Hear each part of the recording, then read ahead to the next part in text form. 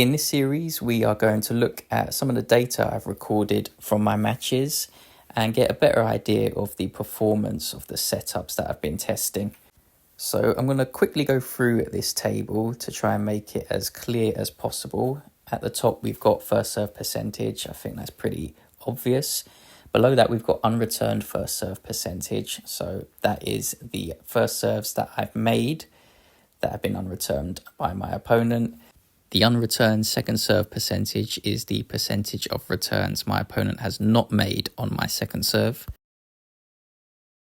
The ace percentage, that includes every serve, both for the first and the second serve, as does the double fault percentage. And below that, we've got the second serve double fault percentage. So once I've missed that first serve, the percentage likelihood of me missing the second serve resulting in a double fault.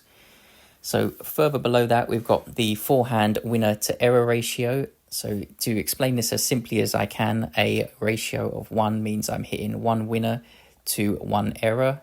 We've got a number here of 0.217, so roughly I'm hitting about 1 winner to 5 errors. Not a good ratio, but we're going to get onto that in a little bit.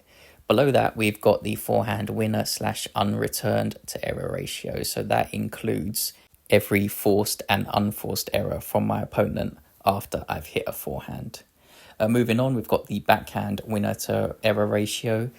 So again, just exactly like the forehand winner to error ratio. If we've got a figure of 1, it means I'm hitting 1 backhand winner. For every error I'm also hitting, we've got the backhand winner / unreturned to error ratio. So we've got a figure of 1 here. That means for every error I'm making, I'm hitting either a winner or I'm forcing an error from my opponent, or my opponent has hit an unforced error after I've hit a backhand. Moving on, we've got the first serve return success percentage. So the likelihood that I'm able to get the first serve return back into play. Then we've got the second serve return success percentage, the same thing obviously, but on the second serve. And then we've got the ace percentage. So the likelihood that my opponent will ace me, we've got a figure here of 5.6%. So that is roughly 1 in 25 serves from my opponent is likely to result in an ace against me. I'm not sure about these figures being good or bad because this is the first time I've recorded the data. So once we've got a bit more in the database, we'll be able to compare it and say whether I've performed well on return or not. Below that, we've got the first serve return unreturned percentage. So this is the percentage of my returns that have gone back into play and that have not been successfully returned by my opponent. So basically the serve plus 1 if my opponent is serving. Below that, we've got the second serve return unreturned percentage. Same thing. The second serves that I've managed to get back in play that have not been returned by my opponent. And below that, we've got the drop shot unreturned percentage. So the percentage of my drop shots that haven't been successfully retrieved and put back into play by my opponent. And then finally, we got the drop shot error percentage. So the percentage of my drop shots that have not successfully made it onto my opponent's side of the court. So that's pretty much the table of data that I'm collecting at the moment. Let's go through it. I've split the match that took place on the 6th of February 2026 into 2 sets. And we're going to compare both the first and the second set. So the setup in this practice match was the Dunlop Revo CX Srixon 2.0 as the racket, and the strings were Solinco Outlast 1.20. So a few of the stats I remember from the Tennis Warehouse string performance database. I think that stood out was the deflection was quite high at 33.1 millimeters. That usually means that you get less height, length and width control. But I was hoping that the lower energy return and the lower stiffness in comparison to some of the strings we've been testing was going to give us a little bit more length control and allow us to be aggressive. But let's look at the table and see what we recorded. The first serve percentage was 56.8% in the first set. So that is probably about average for me. I have in the past had a percentage even lower than, I would say, like 45%. So 56.8, as long as, I'm getting 3 points, I think I am happy with. Looking at the unreturned first serve percentage of 10.3%, that means that 1 in 10 of my first serves that have gone in are not being returned by my opponent. Probably a little low. The unreturned second serve percentage, interestingly, has come in at 27.3%. So that is above 1 in 4 second serves are not being returned by my opponent, and more than double the unreturned first serve percentage. I mean, it is just one set. We're going to have to keep an eye on that. But if it does turn out that my kick serve is more effective than my first serve being the flat serve, then we have to bear that in mind and maybe change strategies and use a few more kick serves on the first serve and try and draw opponents into errors that way. The ace percentage was 1.96%. That includes every serve. So 1 in about 50 serves is resulting in an ace. Not really something we can rely on. The double fault percentage, as I step up to hit my first serve, what is the likelihood that I'm going to hit a double fault from that situation, is again 1.96%. So I believe I must have hit one double fault in 50 service points. The second serve double fault percentage was 4.5%. So every time I hit a second serve, that is how likely it was that I was going to hit a double fault. So not too bad, especially considering my unreturned second serve percentage. Below that, we've got the forehand winner to error ratio, 0.217. Not great. We need to increase that to at least like 0.25, at least get 1 in 4 winners to errors. I'm going to make a note of that. Moving on, winner / unreturned to error ratio at 1. It's a lot more healthy, but again, we want that to be positive. Yeah, we need that to be positive. The backhand winner to error ratio was higher than my forehand at 0.375. I've always had comments that my backhand is better than my forehand, but I don't know, it takes more effort. So again, another thing to take note of, but if we look at the winner / unreturned to error ratio, that is 1, so exactly the same as my forehand. Moving on, the volley winner to error ratio was 0.5, the winner / unreturned to error ratio 0.75, so again negative. That means coming into net was not successful. The approach shots probably weren't helping me in that regard as well. I didn't hit any overheads in the set, hence the not applicable, and I hit 1 bounce overhead, which resulted in an error, hence the figure of 0. First serve return percentage, first serve return success percentage was 72. So I'm hitting nearly 3 out of every 4 of my opponent's first serves back into play. My second serve return percentage was 100. So every second serve my opponent hit, I managed to successfully return. I was aced 5.6% of the time. The percentage of my first serve returns that were unreturned by my opponent was 0. So that tells me I'm not putting enough on the return, especially considering I'm getting 72% in.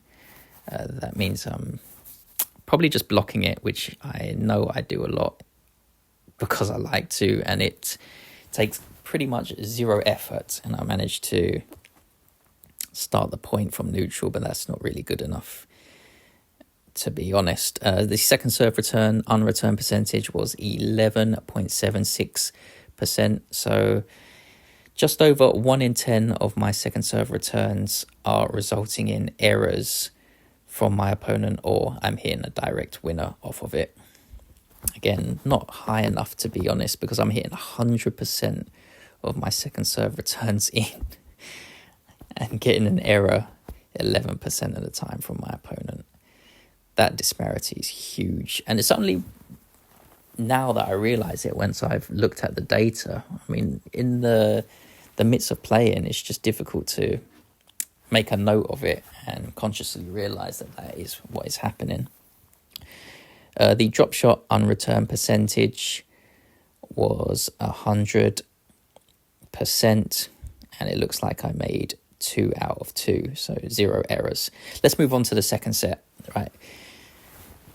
We've got a first serve percent, well, the second set, so this was with a brand new set of strings, I just want to point out, and so by the time the second set has started, the strings have loosened up a little bit, so hence that may be the reason for the difference in the statistics, but it could be a whole bunch of reasons. Also, we're using new balls, so by the time the second set again has started, those balls have gotten a little bit softer, they're slower off of the surface, slower through the air, and in terms of height, width and line, they're a little bit more difficult to control because the ball deforms on contact, and more deformation, whether it be by the strings or the ball. It results in more variance in terms of height, line, and width. So yeah, let's move on to the first serve percentage. In the second set, we've got a figure here of 69.2%, so that was quite a big increase from the first set. Maybe I was finding it easier to get that ball in because there was less pace from the older tennis balls. I'm not really sure about that one. But the unreturned first serve percentage dropped down to 0. So my opponent had no difficulty. I was going to say little difficulty, but literally 0 difficulty returning my first serve. That's an issue. My unreturned second serve percentage, again, like in the first set, was higher than my unreturned first serve percentage. So now we've got data telling me my kick serve is better in both sets than my first flat serve. Interesting. The ace percentage, 0. Double fault percentage, 0. Second serve double fault percentage, 0. Not really much to report there. Just mediocre. Yeah, mediocre. Moving on to the forehand winner to error ratio, we have a figure here of 0.09. Bloody hell. I didn't think it was that bad. Man, that's 1 in 10. So for every one winner I'm pretty much hitting 10 errors. Let's just move on. We don't need to dwell on that garbage. The forehand winner to unreturned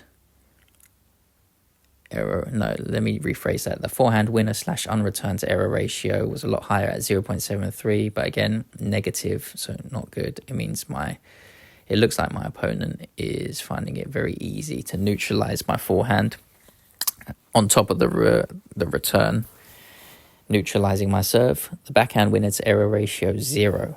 So I don't have the exact figures of how many errors I committed off of that side, but 0. Doesn't look good. The backhand winner / unreturned to error ratio is 0.71, so very similar to my forehand, both poor. Right, we've got the volley winner to error ratio, 0.25. Volley winner / unreturned to error ratio, 0.25. More negative figures, NA and for the overhead unreturned to error ratio, and also I didn't hit any bounce overhead unreturned to error ratio, so that don't even make sense, but you know exactly what I'm trying to say, I hope. The first serve return success percentage was 87.5%, so it actually increased. I guess that's not really too difficult to believe, seeing as the balls are slowed up, and it should in theory be a little bit more easier to return serve. And then my second serve return success percentage was 100. Again, that's pretty cool. The ace percentage was 5, similar to the first set. What's not cool is my first serve return unreturn percentage was 0, just like my second serve return unreturn percentage. I'm not putting any pressure on my opponent, and I should be because the balls have slowed up. And I'm making so many returns. Why am I not putting pressure on my opponent? Wow, the figures really do hit you. Below that, we've got the drop shot on return percentage, NA. I didn't hit a drop shot in the second set, so NA for both. But yeah, an interesting set of stats. I think some takeaways from it is that my kick serve performed much more effectively than my first serve. So take that into account in future matches. Maybe throw in a few more kickers for the first serve until I can kind of fix what's going on with my first flat serve.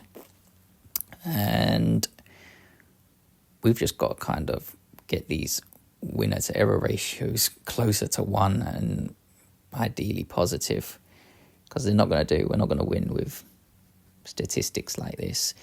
And it's weighing on the volley statistics as well. It's not giving me the opportunities to get into net on my terms, and hence I've got negative figures there. The return success percentage is very high in comparison to the return unreturned percentage.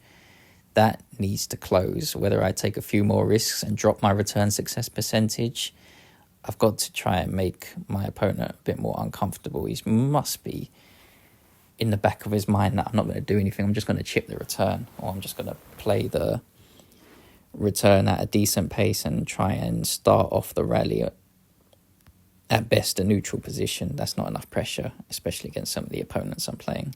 So yeah, that is the first data dive, and this will be a series. Hopefully I'm going to record the data for every match that I play and really get a good idea of the performance of some of these setups I've been testing, so we don't just watch and use the eye test. We can really look at some of the statistics to confirm what we're feeling out on court or what we're watching from the recording. Yeah, interesting. I didn't like this setup. When I was playing it, I didn't really like it. But looking at the statistics, they make it even more horrific on reflection. So yeah, we're going to improve this, whether it be more length control, height, width, line.